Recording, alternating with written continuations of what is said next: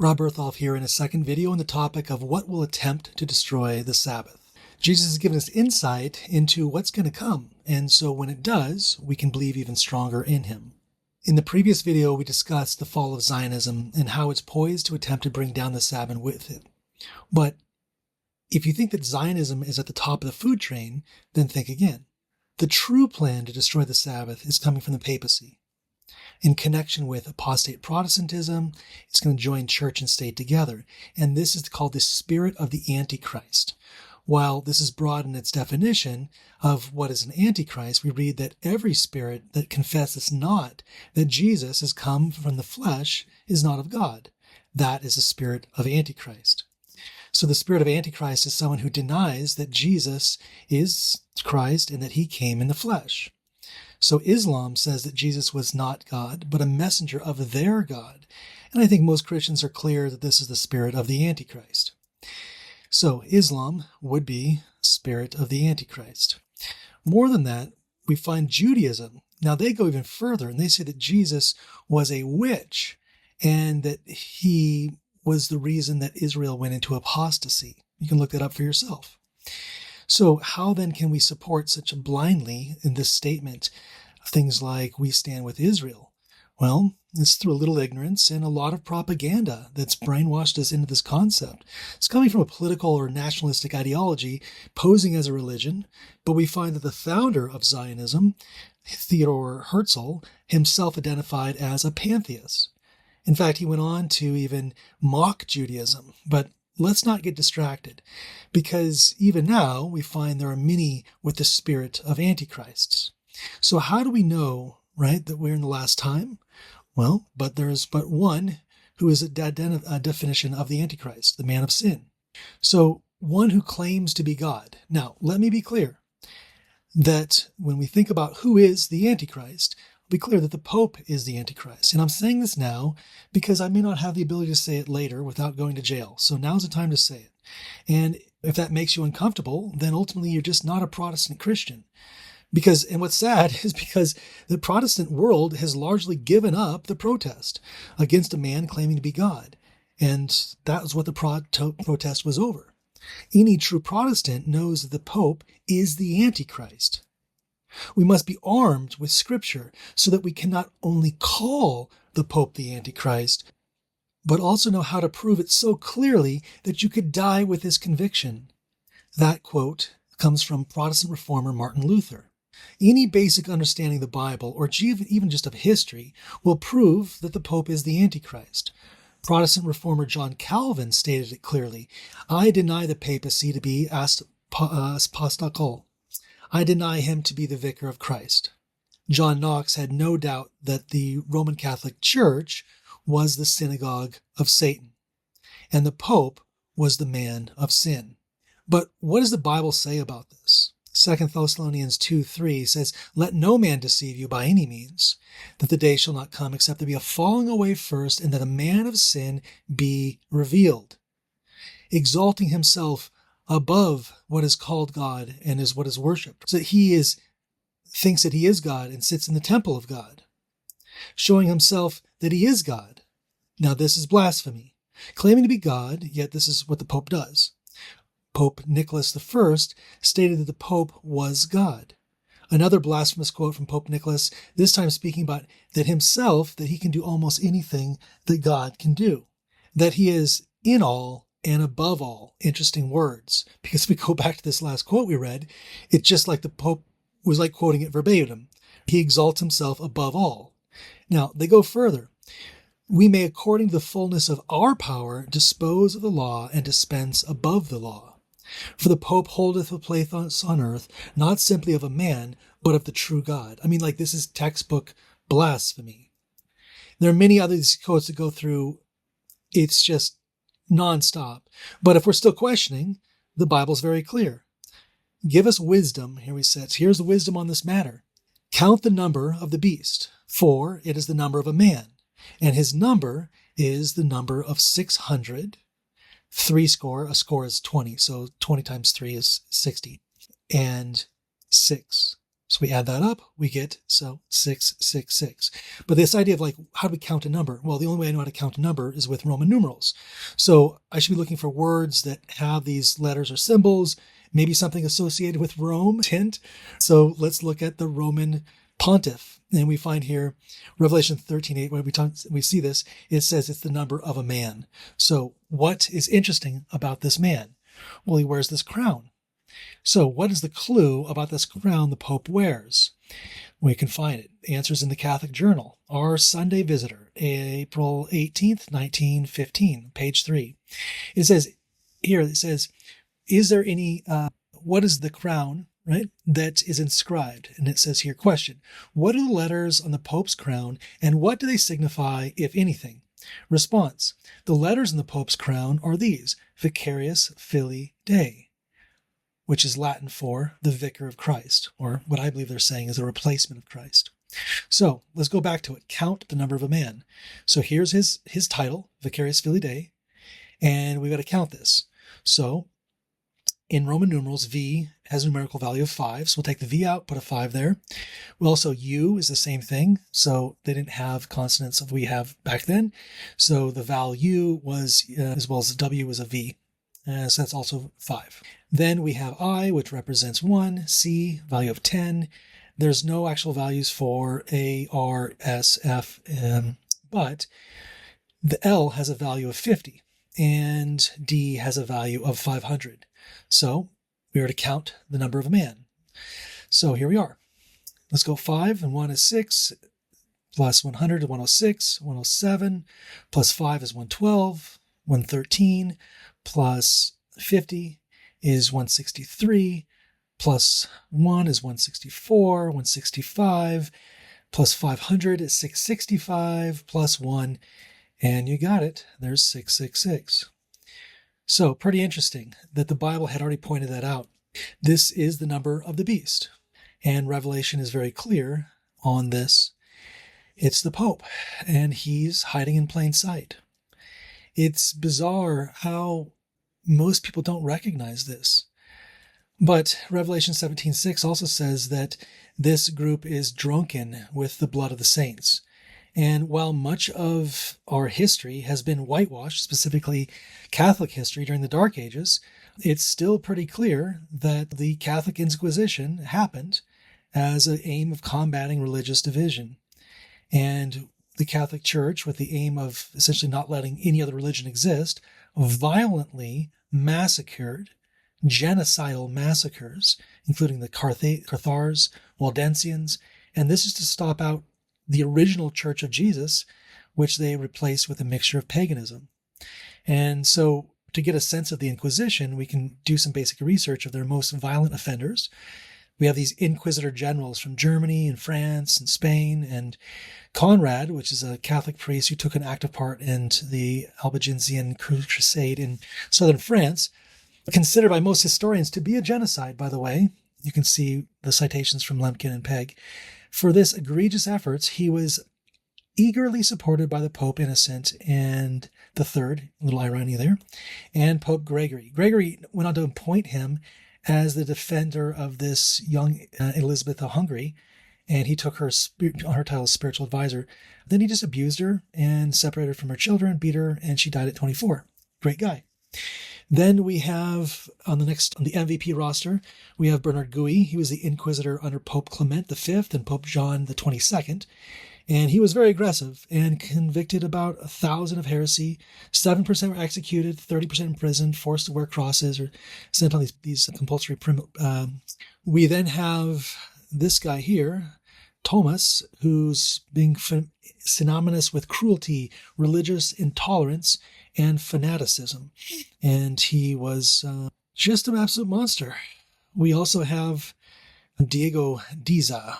And this guy here was overzealous, showing excessive cruelty. He said, I have no regard either for God or for justice. I kill, steal, and dishonor girls and women and disgrace the Christian religion. So this is what was represented by Catholicism. And further than that, we see Extrapanda, which was a papal bull in 1252 that authorized the use of torture by the Inquisition as a rule for interrogation. So this is how far the popes would go. Well, again, Pope Innocent IV, a very ironic name, authorized the use of torture. This is not of God.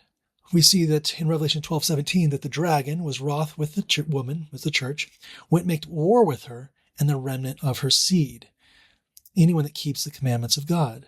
So you might say, well, they're not evil now. Look how moral the church is. It's reformed, hasn't it? I don't know, has it? When a 2020 independent inquiry found rampant child sexual abuse within the Roman Catholic Church, this inquiry went on that says that the Catholic Church's neglect for the well-being of children in favor of protecting its reputation is in conflict with what it stated in its mission of love and care for the innocent and the vulnerable. So yeah, if you look at the numbers on this, it's insane. And I don't even want to talk about this stuff, but we're all talking about Epstein right now.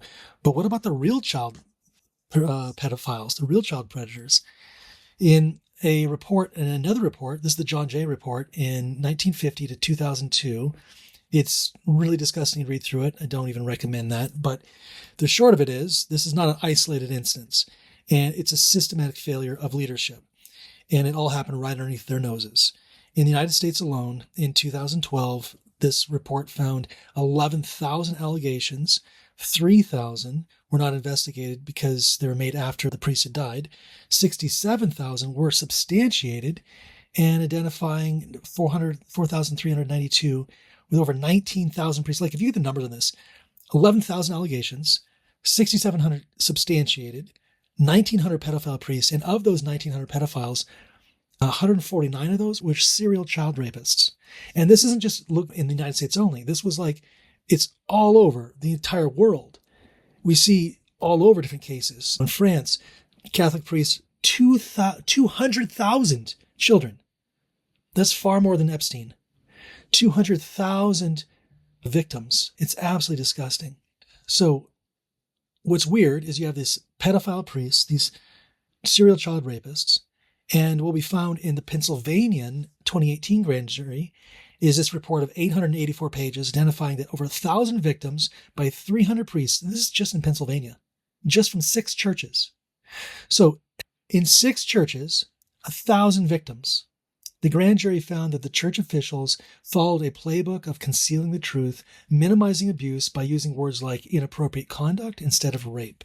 Again, these are independent surveys. This is not me saying this.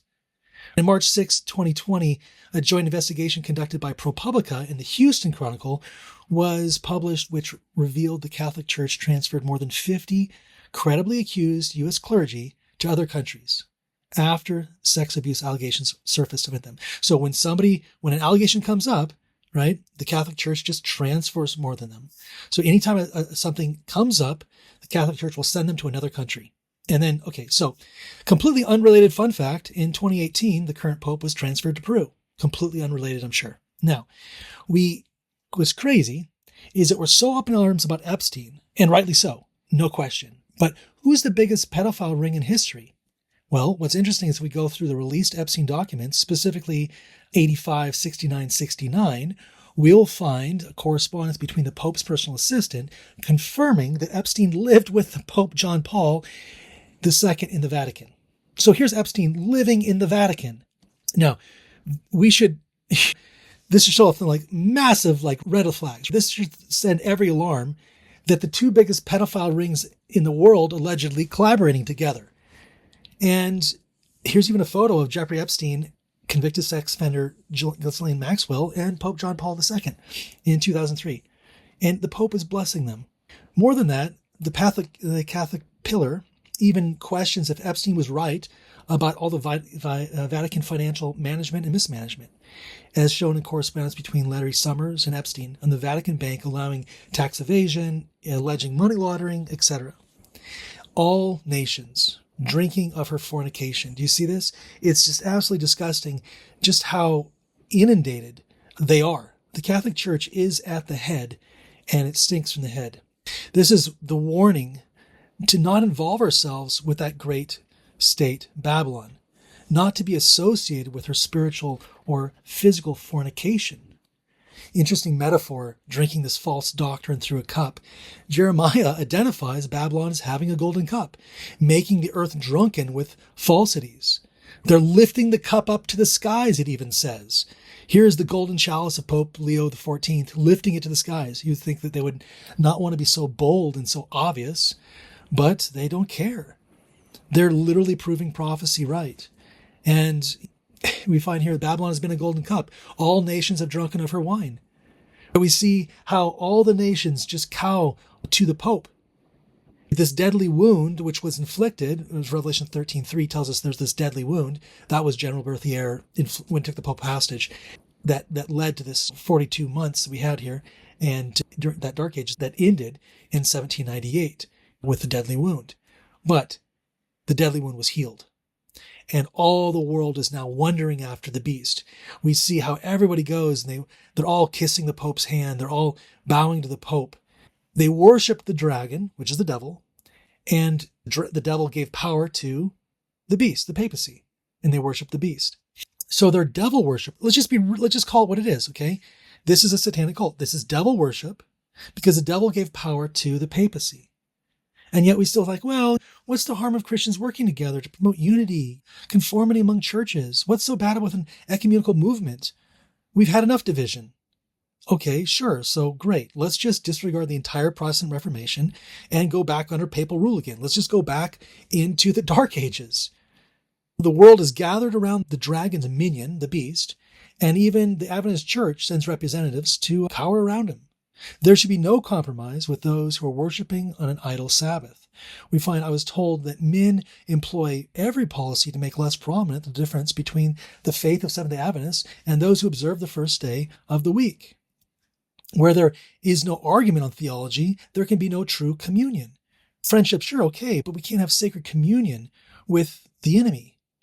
The time will come when those who fear God and honor God can no longer remain in connection with the churches who have departed from the truth. The Protestant world is making concessions to Rome. It says here, let the watchmen, we must lift up our voices as watchmen and cry out, saying clearly and loudly that if you worship the beast, you will receive his mark. Time is short. We have our first American Pope, and this is going to be the final Pope. There's no question in my mind. This is where the mark of the beast will come. It's interesting. 2026 is already called out being the year of Pope Leo. I think it's very interesting. It says 2026 is likely to be the year that he begins to fully make his mark. That's just a few months away. Wake up, people, because he will call all to receive a mark. It's the same language in Revelation 13:16. It continues here that it's to watch for the summer. It began what's going to happen on July 4th, in the 25th anniversary, 250th anniversary, and the Pope will start to insert himself into the narrative.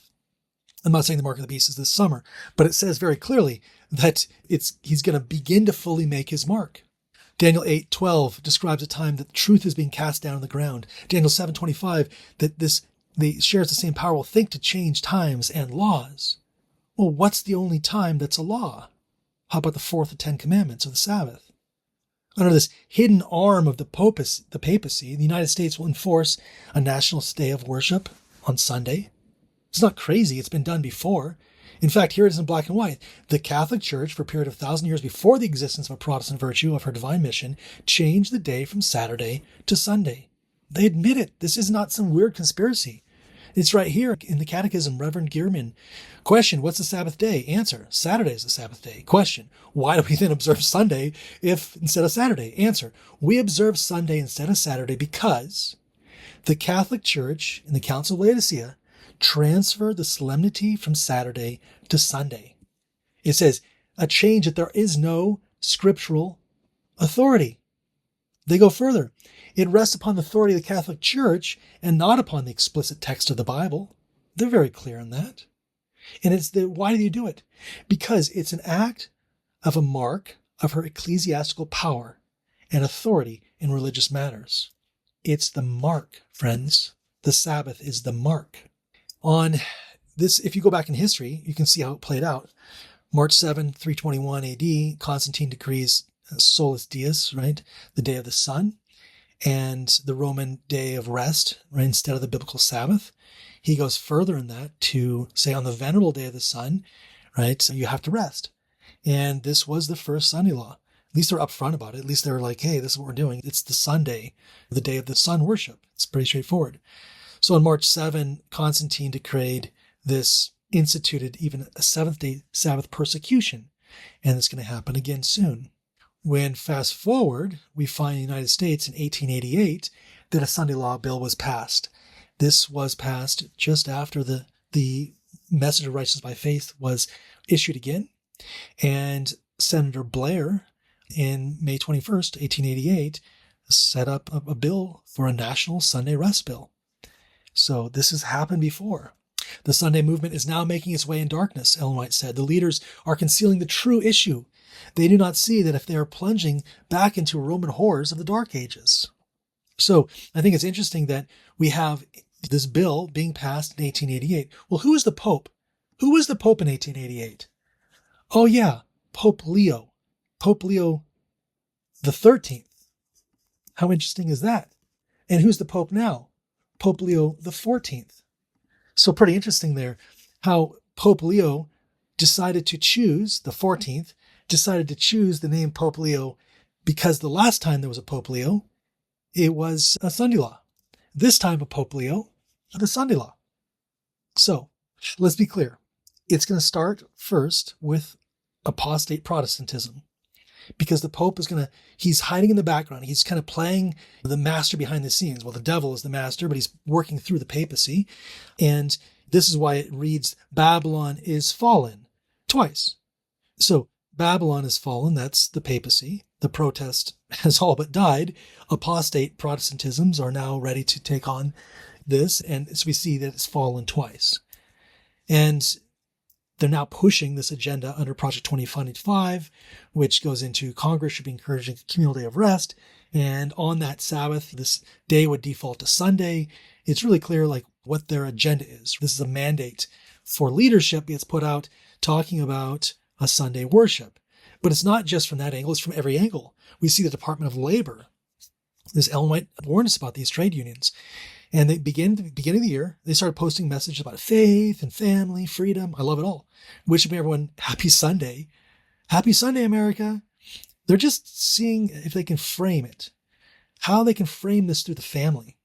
Ultimately, their goal is to bring about church and state. Their next post was, I pledge allegiance to the United States, one nation under God, church and state united. They post, I pledge allegiance. We see this next one. They post, happy Sunday, everyone. Again, happy Sunday, everyone. They have a church supper, church and state. All the people out there eating. They have the next one, Sunday picnic. Pretty interesting. So they're having all this imagery that's really laying into this idea of this idealized, nostalgic time when things were better, when we all went to church together and shared values. This is the image they posted. It's this idea of saving America by saving the family. And that's the problem that they're posting this around, that they're positioning around. They position this idea that the problem is that marriages are no longer the majority. How the family unit has been destroyed, saying how families can be united. Well, how can they be united when one family member is working on Tuesday, another on Sunday, the kids are going to school during the week? We need to have one day that everything's shut down and everybody can come together no matter what job they're working. And that's how they're going to position it. We need a uniform day of rest that limits commercial activity, that can provide temporal boundaries, that can help communities set aside time for religious observance, family gatherings, outdoor activities, it says, and rest. So pretty ironic because families were very strong, right? Keeping the Sabbath until Satan came and destroyed the family unit. It was very clever. He did it in various different tactics, one including World War II policies that guaranteed home loans. You're like, well, that's a good thing, Rob. Okay, but play it out. See, guys, we got to understand that everything is connected. And Grace, you have these student loans and home loans, sound super amazing, but these home loans came with zoning laws that you needed to adhere to a single family size. So the family unit got broken up. The parents got moved into nursing homes so they couldn't maintain the property of their kids. Now families who shared things before were now dispersed, so everyone bought their own lawnmower, their own car, their own boat. This is the rise of personal ownership. This is from this, we have this idealized privacy notion of needing this extra privacy, and increased selfishness came through this. And this is the rise of consumerism, which brought about increased debt, which brought about a need for careerism to pay off this debt.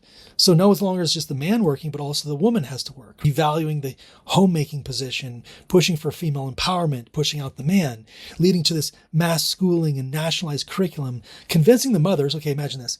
They convinced the mothers they should fight that their children could be taken away from them, fight that they're given subsidies for daycare to hand their kids away. And what you see is this psyop breaking apart the family nucleus. It worked. And this is where we are today.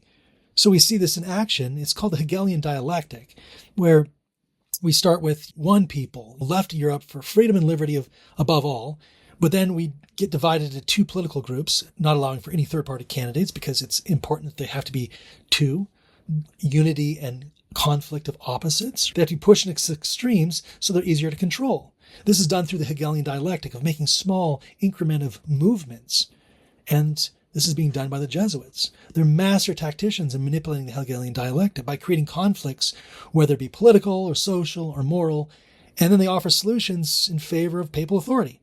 They get to quietly steer the whole world in the direction they desire. This manipulation is the heart of how they maintain this global influence, and it's steering us into a civil war. Now, I talk a lot more in Hegelian dialectic in this video here called Are We Being Played? But really, if you get down into it, it's the Society of Jesuits that are controlling and pulling these strings. It says here they work tirelessly in controlling and perverting education, scientific research, and cultural pursuits. In fact, the role of this Jesuits was largely to ensure that another Protestant Reformation was not created. As they spread out all over the world, there was a revival of Catholic thought, a revival of popery. And it was ever been the policy of the papal to sterilize the brains of teachers so they cannot impregnate it with reform ideas. Our educational system today is the result of ensuring there's not a Protestant Reformation, but it also limits all creative thought. It finds here, and this, by the way, this is their own books, Rosecrans' Philosophy of Education. The following methods of teaching are characteristic of Jesuit schools. They say it themselves. The memory was cultivated as a means of thought, a means of keeping down free activity of thought and clearness of judgment. So if you can control them, control their education, you control their minds. This is a tactic of the Jesuits. Now, you can actually go to the Library of Congress. You can find this. This is a real document in the Library of Congress. This is the document of the Jesuits. This was the handbook that's preserved, that in this Jesuit oath, right, it contains this oath that every Jesuit has to take. And in this oath, it says, "My son, hereto you've been act of the dissembler, a spy among your brethren, obtaining their confidence that you might enable to gather all the information to benefit your order as a faithful soldier of the Pope." So just like the Knights Templar, when the Knights Templar were disbanded, right, on Friday the 13th, when they were all killed off, then the papacy did not have an army. That's how the Protestant Reformation was formed. And they stepped in and they created the Jesuits as a way to stop any new Protestant Reformation. We see the exact oath here, but it says, "You have been taught insidiously plant the seeds of jealousy and hatred among communities." Why do we have such a divided space? Well, it's their role. They say it themselves. And incite them in deeds of blood, involving them in war. When you start looking around and seeing how everything is just against each other, antagonistic, you think, well, is it planned? And it seems like it is. This is their oath, not mine. "I furthermore promise and declare that I will wage relentless war, secretly or openly, against heretics," which is Protestants and liberals. It's disgusting. It goes on further. It says, "I will hang, waste, boil, flay, strangle, bury alive these heretics." So if you're a Protestant, meaning that you're a Christian, then they want to hang you. More than that, they want to rip up the stomachs of the wombs of the women and crush their infants' heads against walls. This is literally what they said, guys, in order to annihilate forever their race. This is absolutely satanic. That's why the reformer John Knox said that he no longer doubts that the Roman Catholic Church is the synagogue of Satan. Look, I'm going to be clear. The papacy is a satanic cult. I know that sounds really like, well, that's conspiracy. No, guys, open your mind. This, before the Jesuits, like I mentioned, there was the Knights Templars, and they were accused of worshiping Baphomet. This is their whole entire thing. They were officially endorsed by the Roman Catholic Church, and idol that they worshipped was Baphomet. Do you get it now? Do you see the resemblance? Do you see the hands of Baphomet, the hands of the papacy? Do you understand it now? It's right there in plain sight. This is a very intentional sign that they're giving. It's everywhere. These are the priests of Horus. It's that cross that you see there, that little cross that they're wearing. That's the cross of Horus. We find this in the Morals and Dogma that says the vestments of the priests of Horus were covered with these crosses. It's the cross of the Knights Templar. It's the cross that the Pope wears now. But this cross is actually a symbol we find, again, in Morals and Dogma. We constantly see the Tau and the rest united. These two symbols in the Old Samaritan found in Arius is the staff of Osiris by his monogram was adopted by the Christians as a sign. So to the initiated, to the occult, it's the staff of Osiris. But to the outsiders, it's a cross. So the Ankh, which is this Egyptian hieroglyphic symbol, represents the word for life. This symbol is what it all comes from. It's sun worship. Here we find the symbol in the Luxor in Egypt. It's all about worshiping the dead. Here we see it in the Louvre in Paris, France, right, painted in limestone around 1250, 1275 BC, depicting the god of Horus offering life to the king Ramses. So it's all about this idea of paganism. Here's that symbol. It's the cross. What's interesting is Julius Caesar, who had been elected as the Pope, essentially Pontifex Maximus, the emperor, it's before the papacy, but it was that lineage, right? Because they had that lineage that came down. He laid claim to the divine dignity, Attalus, right? Attis. On certain occasions, the exercise his pontiff's office, he appeared in the course and pomp of Babylonian costume, as Belteshazzar himself might have done, because everything since Nimrod has been one big long lineage. In the robes of scarlet with the crozier Nimrod in his hand and wearing the mitre of Dagon. So Belteshazzar, right, all goes back to Nimrod having the mitre of Dagon. Who is Dagon? Well, there's the mitre of Dagon. It's a fish god. Here's the keys of Janus. Hold on to that second. We're going to come back to this. So Dagon was the god worshipped in ancient Syria. He was regarded as the father of gods, Nimrod. It was the fish god. So here we have this the shape of fertility, right, linked to the fish god Dagon. Priests wore these hats, the fish of a mouth. We can see this based in carvings in walls. This is a historical fact. So we see this also, the shape of fertility, found in much of these iconography. But what's interesting again is that here we have the keys of Dagon. Here we have also the crown of Victorious Filii Dei. And we have the keys of Dagon. So Dagon was a Philistine god. The papacy is a Philistine god. It's the high priest of Satan. They wear the shape of a fish. Another symbol you can kind of see if you zoom in real quick on his head is you're going to see this other symbol here. And this symbol, which has this overlap, right, is another pagan symbol. More than that, we find that they are sun worshippers. So here it is that they're worshiping the sun. That's the monstrous. Look, we can get into this more. And go into my course on public secrets, you'll see it. Bottom line is this, guys. The Pope is the Antichrist. And he works for Satan. And he's infiltrated, really, our government. Our current Supreme Court is largely dominated by 7 of 9 are Roman Catholic. And most of those have direct Jesuit connections, went to a Jesuit school, etc. Previous presidents are Jesuit trained, like Biden. Future presidents, our next president, J.D. Vance, he was groomed into the Catholic cult. Our current president is, for a little while longer anyway, is all bought in. If you don't know about this, Ellen White has a hidden book that she talks about. And long story short, it predicts that Trump will be assassinated or impeached, and then Vance will be assassinated or impeached in a shorter time. He won't make it full term.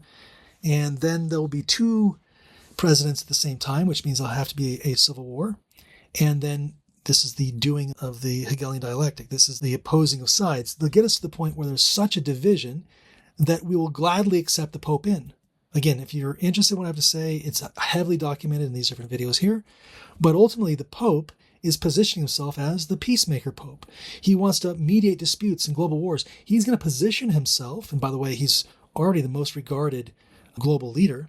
He's going to position himself in a way where he's going to create the conflict, and then when the conflict is so we can't take it anymore. He's going to step in and become essentially the 51st president, but it won't be a presidency. It'll be a theocracy. And this guy here will be the next, well, not the next, but he will be the ultimate ruler of the United States. But let's not only get locked in on this guy, because more than that, we find Satan himself will be transformed. False Christs will come, doing great wonders. Those will be coming down signs and wonders. So what I'm saying is that more than that, the Antichrist will be Satan. Satan will be the ultimate Antichrist, and he's going to come back as Christ. And many people will think that he is Jesus, but Jesus will never come back to this earth with his feet on the ground. So we know that it can't be. So anyways, we got a lot more to say, but I'm just going to put it like this. Bottom line, Satan will pretend to be Jesus. Bottom line, the family is being torn apart. Our nation is being torn apart, and that's on purpose. But that is only so that there can be a unity between church and state. So that's the ultimate goal right now. The ultimate goal is to get people to where they have to, that's the abomination of desolation, get people to where they have to keep the national Sunday law, get universal Sunday law, and get people to stop keeping God's commandments. So my recommendation is that it's time to get out, but I'll let you guys kind of figure that stuff out. I do recommend taking a look at some of my other videos, because I think I've made some claims here. You're like, what is this guy talking about? But I think if you actually look at the videos, you'll be like, okay, that's interesting. But yeah, just keep your eyes open, friends. And I just want to pray, dear Heavenly Father, I just ask that you please impress upon the hearts of the people who are watching this the sense of urgency. May it not cause fear, but may it give us a sense of urgency, seeing that we have just a few more months, a few more years until all of this prophecy that we've been waiting for will start to play itself out. We already see it already now, Lord. And so I just ask that you wake us up to the signs, help us to come out of Babylon, help us to embrace the second angel's message so that way we can get to the third. In Jesus' name I pray. Amen.